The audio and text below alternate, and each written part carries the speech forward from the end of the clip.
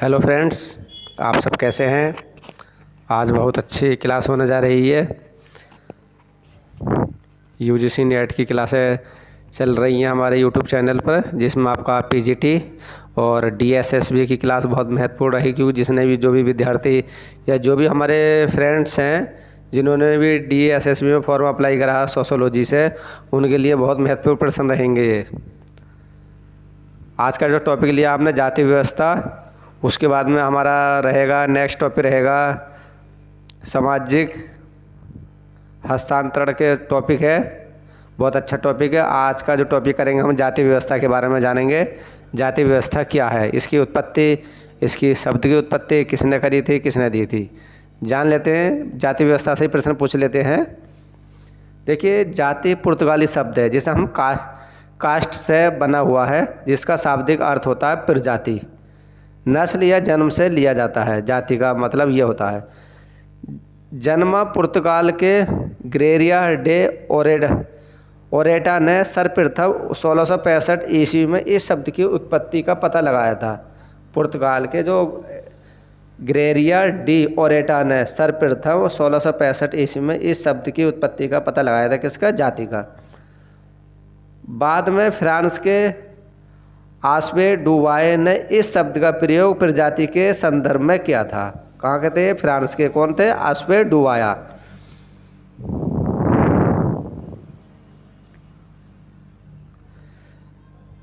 GS Ghurye की बात कर लेते हैं। जीएस घुरिये के अनुसार जाति से तात्पर्य एक ऐसे संवर्ग से है जिसकी सदस्यता जन्मजात से होती है। जाति जीएस घुरिये कहते हैं जाति का जो तात्पर्य एक ऐसे संवर्ग से है जिसकी जो सदस्यता होती है जन्मजात से होती है।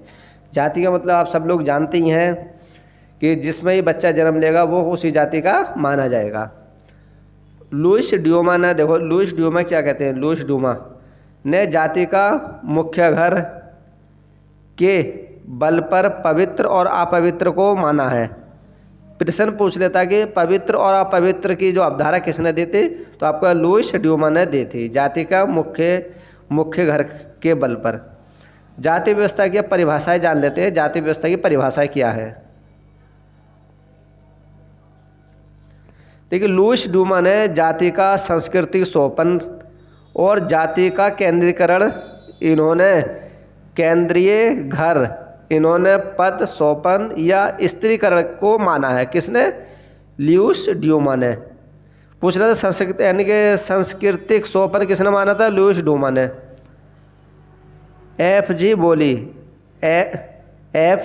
बेली ने जाति को बंद सवयवी स्त्रीकरण माना था। किसने माना था? बेली, इनका शॉर्ट में नाम है बेली। सवयवी स्त्रीकरण जाति को। मजुमदार एवं मदान, क्रोवर, बीरस्टेड, गुन्नर, मिर्डल, इन लोगों ने जाति को वर्ग के रूप में स्वीकार किया है। बेवर के अनुसार जाति एक बंद समुदाय है। बेवर ने कहा था कि जाति एक बंद समुदाय है। गुन्नार मिर्डल ने जाति को पूर्ण रूप से कठोर वर्ग माना था। पूछ लेता कि जाति को पूर्ण रूप से कठोर वर्ग किसने माना था, तो गुन्नार मिर्डल ने माना था। कूले ने जब एक वर्ग पूर्ण वंशानुक्रम पर आधारित होता है। पूछ लेता कि जब एक वर्ग पूर्ण वंशानुक्रम पर आधारित होता है, किसने कहा था? कूले ने कहा था। बात कर लेते हैं मैकाइवर पेज की बात कर लेते हैं। जब परिस्थितियां पूर्णता निश्चित हो तब वर्ग जाति का रूप धारण कर लेता है। क्या है? जब पूर्ण यानी कि परिस्थितियां पूर्ण निश्चित हो तो क्या होता है? वर्ग के बाद तो फिर जाति का रूप धारण कर लेता है। रीजले ने जाति की परिभाषा दी थी। जाति परिवार या परिवारों के समूह का संकलन माना था। किसने? रीजले ने। लुडबर्ग ने जाति ठोस सामाजिक वर्ग कहा था। पूछ रहा था कि ठोस सामाजिक वर्ग किसने कहा था, तो लुडबर्ग ने कहा था। अब जाति व्यवस्था की विशेषताएं जान लेते हैं। जाति व्यवस्था की विशेषता क्या है? देखो, अगर हम जाति की बात करें, जाति काफ़ी बड़ा टॉपिक है। हमने जो खास प्रश्न लिए हैं जो पूछे गए हैं बार बार, अगर कभी विस्तार की बात आवे तो विस्तार से भी इसको हम पढ़ाएंगे। एक टॉपिक विस्तार से, क्योंकि परीक्षा पास में है यूजीसी नेट की, ज़्यादा समय नहीं है, इसलिए शॉर्ट चीज़ें हम आपको पढ़ा रहे हैं। जीएस घुरिये ने अपनी पुस्तक अगर जीएस घुरियो की बात कर लेते हैं, अपनी पुस्तक caste and class in India में जाति के संरचनात्मक एवं संस्थात्मक पहलुओं पर प्रकाश डाला है। इनकी विशेषता 6 विशेषताएं हैं। वेस्टमार्क ने अंत विवाह को जाति का सार तत्व माना था। किसने? वेस्टमार्क ने।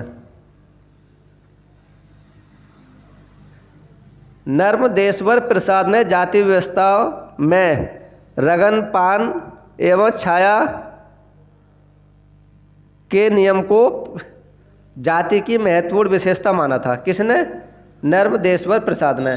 डॉक्टर सक्सेना की बात कर लेते हैं। डॉक्टर सक्सेना ने जाति को एक राजनीतिक इकाई के रूप में भी कहा था। ये बात सही है, जाति एक हमारी क्या राजनीतिक इकाई है, क्योंकि आज के समय अगर हम बात करें हमारे भारत में वर्तमान इलेक्शन की बात करें तो जाति पर ही इलेक्शन होता है ज़्यादातर। किसका कथन है कि जब कोई वर्ग दृढ़ता सहित वंशानुक्रम ही हो जाता है तो हम उसे जाति कहते हैं। किसने कहा था? C.H. कूले ने। जब एक वर्ग पूर्णतः आनुवांशिक पर आधारित होता है तो हम उसे जाति कहते हैं। ये परिभाषा किसने दी थी? C.H. कूले ने। ये परिभाषा बहुत पूछी जाती है C.H. कूले की। किसने कहा भारत में जाति सबसे अधिक महत्वपूर्ण राजनीतिक दल है? सबसे अच्छी बात है जयप्रकाश नारायण ने। जयप्रकाश नारायण ने कहा था कि भारत में जो राजनीतिक दल है सबसे बड़ा क्या है? जाति प्रथा है हमारी। जाति राजनीति का कैंसर है, निम्नलिखित किसने कहा था? D.R. गॉडगिल ने। ये बात बहुत अच्छी है कि इन्होंने सही कहा था कि जो हमारे भारत में क्या है, जाति एक राजनीति का कैंसर है, क्योंकि जितने भी इलेक्शन होते हैं हमारे भारत में सब जाति प्रथा पर होते हैं। किसने कहा कि जाति मूल एक मानसिक दशा है? B.R. अम्बेडकर ने जी ने कहा था। जाति व्यवस्था का आधार क्या है? जन्म से। जीएस घुरियो जाति की 6 विशेषताएं बताइए। इनकी 6 विशेषताएं जान लेते हैं। जीएस घुरियो की क्या क्या विशेषता है? समाज का खंडात्मक विभाजन, हस्तांतरण, भोजन तथा सहवास संबंधी प्रतिबंध, नागरिक धार्मिक नियोक्ता एवं विशेषाधिकार, व्यवसाय के चयन पर प्रतिबंध, विवाह संबंधी प्रतिबंध, अंत विवाही। इनकी 6 विशेषताएं। अब बात करें तो लुई ड्यूमा ने जाति को निम्नलिखित में से किस आधार पर से प्रतिकृत किया? पवित्र एवं अपवित्र का द्वैतात्मक विरोध किया था। किसने? लुई ड्यूमा ने।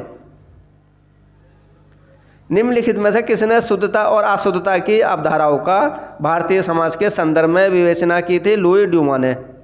निम्नलिखित में से किसने भारतीय समाज को जाति समाज के रूप में समझा? लुई ड्यूमा ने। भारतीय जाति व्यवस्था में ऊर्ध्वाधर व क्षैतिज, ये बहुत पूछा जाता है, ऊर्ध्वाधर व क्षैतिज एकात्मक की अवधारणा किसने दी थी? ये आपके श्रीनिवास ने दी थी। ये पूछी जाती है अवधारणा है। अब जान लेते जाति व्यवस्था संबंधी महत्वपूर्ण बिंदु क्या है। देखिए, उपजाति की अवधारणा घुरियो D.N. धांगरे ने दी थी। ब्रेन हेस्टिंग की विचार जान लेते हैं। ब्रेन हेस्टिंग पहले ऐसा गवर्नर जनरल था जिसने जाति प्रथा पर अध्ययन किया था। हट्टन, अब हट्टन की जान लेते हैं। हट्टन के विचार। हट्टन ने भारत में जातियों की संख्या 2993 बताई है, जो घुरियो ने 2000 से ऊपर बतलाई थी। मैक्स वेबर के बारे में जान लेते हैं। मैक्स वेबर ने जातियों को एक परिस्थिति समूह माना है। मैक्स वेबर ने। दोस्तों, बहुत स्पेशल क्लास चल रही है। जो भी अपने फ्रेंड हैं, जो भी पीजीटी की तैयारी कर रहे हैं, यूजीसी नेट की, उनको कहीं ना कहीं काफ़ी योगदान यानी कि महत्वपूर्ण क्लास रहेगी। अधिक से अधिक अपने फ्रेंड और अपने दोस्तों को शेयर करें। जो भी हमें आपको दिक्कत है हमें कमेंट बॉक्स में ज़रूर बताएं। हमारे टेलीग्राम पर भी प्रश्न चलते हैं। अब बात कर लेते हैं योगदान और अवधारणा क्या है। लुईस ड्यूमा की बात कर लेते हैं। लुईस ड्यूमा सुचिता और प्रदूषण में विरोध थे। किसकी अवधारणा थी ये? लुईस ड्यूमा की। जाति का गुणात्मक और अंतक्रियात्मक विश्लेषण किसने किया था? यह बहुत पूछी जाती है अवधारणा। मैकिम मेरिट ने। और प्रधान क्या है? जाति क्या है? श्रीनिवास की है। मैक्स वेबर ने जाति एक बंद वर्ग पूछ लेता है कि जाति एक बंद व्यवस्था किसने कहा था? मैक्स वेबर ने। स्थानांतरण की बजाय पदक्रम की अभिव्यक्तियों को जाति कहते हैं। किसने कहा था? लुईस ड्यूमा ने। पूर्णतः कठोर वर्ग का चरम रूप जाति का प्रकार है। किसने कहा था? फ्रेडरिक बेली ने। यह बात सही है कि पूर्ण कठोर वर्ग एक चरम रूप जाति का प्रकार है, क्योंकि जाति का भूत हर किसी के मन में सवार है। जिस जो भी व्यक्ति अपने जहाँ भी जन्म लेता है उसी का वो सवार उसके मन में भूत बढ़ जाता है कि मैं इतना बड़ा व्यक्ति हूँ। मैं देखिए, अगर जो शिक्षित व्यक्ति हैं, जो अच्छे समझदार हैं, एजुकेशन व्यक्ति है, वो जाति पे नहीं अपने कारोबार पे ध्यान देते हैं। जाति हमें कुछ नहीं करवाएगी दोस्तों, अगर हम जाति की बात करें तो। एल ड्यूमा, जाति स्त्रीकरण की नहीं वरना सौंपने की एक आत्म व्यक्तित्व है। एम वेबर कहते हैं जाति एक समृद्ध समुदाय है। फ्रेडरिक बेली बोलते हैं जाति बंद सव्यवी स्त्रीकरण है। मैक्स वेबर के बारे में जान लेते हैं। मैक्स वेबर के अनुसार सामाजिक स्त्रीकरण के 3 आदर्श रूप आधार थे: संपत्ति, शक्ति एवं परिस्थिति। अब श्रीनिवास की बात करें। श्रीनिवास ने वर्ष 1949 में ब्राह्मणीकरण तथा वर्ष 1952 में सशक्तिकरण शब्द की परिभाषा दी थी। पूछ लेता है कि ब्राह्मणीकरण और सशक्तिकरण की परिभाषा या अवधारा किसकी है, तो श्रीनिवास की हैं ये। हाईमैन ने 1942 में संदर्भ समूह की अवधारा का प्रयोग किया था। पूछ लेता है कि संदर्भ समूह की अवधारा किसने दी थी, तो आपकी हाईमैन की। अब परंपरागत सिद्धांत मजूमदार की अवधारा है ये। राजनीतिक सिद्धांत अबेड वाय का है। धार्मिक सिद्धांत होकार्ट एवं सोबार्ट का है। और व्यावसायिक सिद्धांत आपका नेसफील्ड है। प्रजाति सिद्धांत रीजले है। और आदिम संस्कृति सिद्धांत हट्टन है। टोटम का सिद्धांत गिलबर्ग है। और गुप्त उद्योग धंधे स्लेटर ने ये इनके वो अवधारा है। भौगोलिक सिद्धांत रॉयस का है। बहुत देखिए, समाजशास्त्र बहुत अच्छा सब्जेक्ट है। अगर हमारी बात करें तो अवधाराएं भी है, इनके पुस्तकें भी हैं, इनके विचार भी पढ़ने पड़ेंगे। नेक्स्ट टॉपिक आपका सामाजिक परिवर्तन। नेक्स्ट टॉपिक क्या हमारा? सामाजिक परिवर्तन। अगर हम सामाजिक परिवर्तन के मुख्यतः 2 सिद्धांत बारे में जान लेते हैं। सामाजिक परिवर्तन के मुख्यतः 2 सिद्धांत हैं। पहला सिद्धांत है सामाजिक परिवर्तन का चक्रीय सिद्धांत। और इसके समर्थक कौन है? सोरोकिन, पेरेटो, टाइनबी और स्पेगलर आदि। ये क्या है? सामाजिक परिवर्तन के हैं। देखिए 4 ऑप्शन में से पहले मिलेगा आपको सोरोकिन। अगर सोरोकिन नहीं मिलता तो आपको पेरेटो टिक कर देना। पेरेटो नहीं मिले तो टाइनबी, स्पेगलर आदि, इनमें से एक जरूर मिलेगा आपको टिक करने के लिए। किसी पूछ लेता कि सामाजिक परिवर्तन का चक्रीय सिद्धांत किसने दिया था, तो आपको सोरोकिन ही आएगा पहले आपको। ठीक है।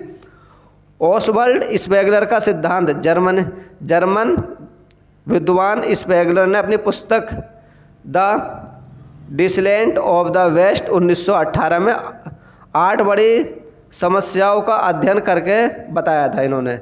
किन्होंने बताया था? ओसवाल्ड स्पेगलर का सिद्धांत में। स्पेगलर ने संस्कृति और सभ्यता की तुलना सवयव या शरीर से की है। आर्नोल्ड टाइनबी का सिद्धांत और देख लेते हैं। टाइनबी ने अपनी पुस्तक ए स्टूडेंट ऑफ हिस्ट्री में चुनौती तथा प्रयुक्त का सिद्धांत दिया था।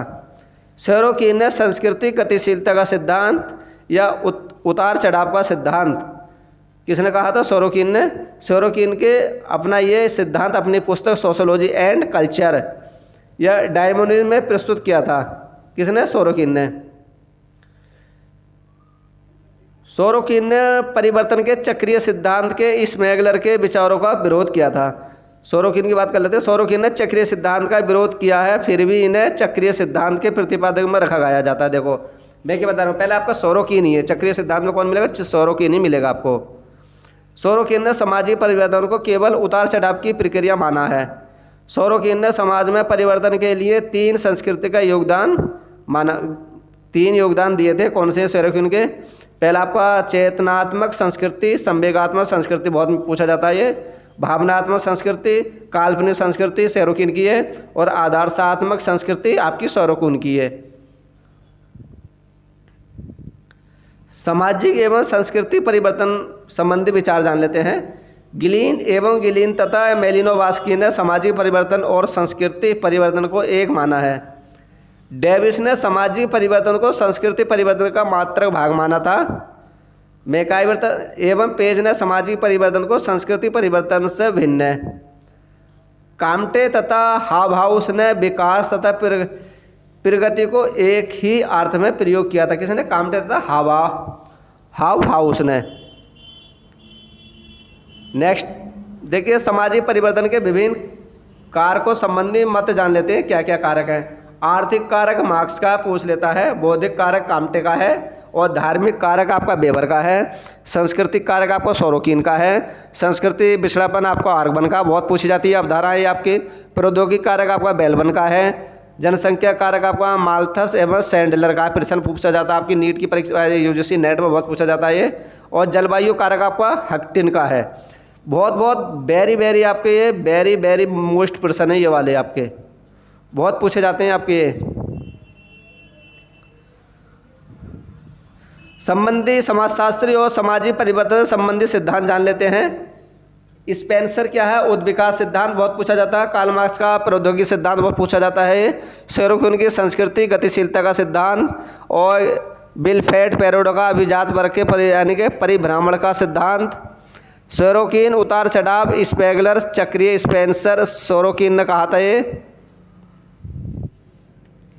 हार्बर्ट स्पेंसर जैव सादृश्य काल, देखिए हार्बर्ट स्पेंसर की जो अवधारणा है जैव सादृश्य है, कार्ल मार्क्स के उत्पादन के बल है, और मैक्स वेबर की धार्मिक, पेरेटो की तक संगत है, वेबर की आदर्श कोटि है, दुर्खिम की असामाजिक तथ्य है। सामाजिक प्रक्रिया से आप क्या समझते हैं? सहयोग, प्रतिस्पर्धा एवं संघर्ष में अंतर को उदाहरण सहित व्यवस्था कर लेते हैं। जानते क्या कह रहे हैं ये? देखिए संयोग, लेल्सी ने विभिन्न प्रकार की सामाजिक प्रक्रियाओं को 5 भागों में विभक्त किया है। संयोग है, प्रतियोगिता, संघर्ष, समायोजन, आत्मसात्करण। अब आता है प्रतिस्पर्धा। प्रतिस्पर्धा किसी उद्देश्य को बेहतर ढंग से हासिल करने का एक नतीजा है। स्पर्धा तब पैदा होती है जब कुछ लक्ष्यों को अनेक लोग प्राप्त करना चाहते हैं। संघर्ष क्या कहता है? संघर्ष एल.ए. कोजर ने, देखिए एल.ए. कोजर एक ऐसे अमेरिकी समाजशास्त्री जिन्होंने विचारों में प्रकारवाद एवं संघर्ष संबंधी दोनों सिद्धांतों के तत्व में जुड़े हैं, इसलिए ने टर्नर ने इन्हें संघर्ष मूलक का प्रकारवादी भी कहा था। किसने? टर्नर ने कहा था। किसको? कोजर को। फ्रेंड्स, ये रही आपके बहुत महत्वपूर्ण क्लास रही आज की। आशा करते हैं आपको ये क्लास बहुत अच्छी लगेगी और अधिक से अधिक अपने दोस्तों, अपने फ्रेंडों को शेयर करें। शेयर करना मत भूलें, लाइक ज़रूर करें। जैसे भी हम पढ़ा रहे हैं हमें कमेंट बॉक्स में ज़रूर बताएं कि अगर हमारी PDF अगर टाइपिंग चाहिए तो आप बता दीजिए हमें कि टाइप, अभी तो हम नोट्स हो गए इसी टाइप से पढ़ा रहे हैं और हमें ऑडियो क्लासें ही आपको मिल रही हैं, लाइव क्लास। जैसे आप लोगों को लाइव का हम जल्दी इंतज़ाम करेंगे, थोड़ा सा लाइव के लिए टेक्निकल प्रॉब्लम हो रही है। बाय दोस्तों, कल नए टॉपिक के साथ मिलेंगे।